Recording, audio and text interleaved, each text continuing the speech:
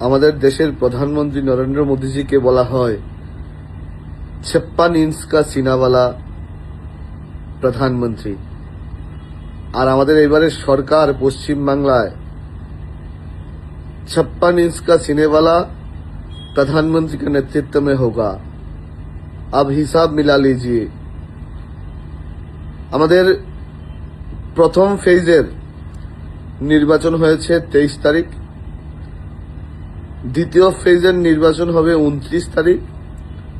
23 এবং 29 মিলিয়ে 52 এবং আমাদের রেজাল্ট দেবে 4 তারিখ। 52 প্লাস 4 56 মানে 56 इंच का सीने वाला प्रधानमंत्री का नेतृत्व में पश्चिम बांग्ला में सरकार बनना तय हो गया है। धन्यवाद।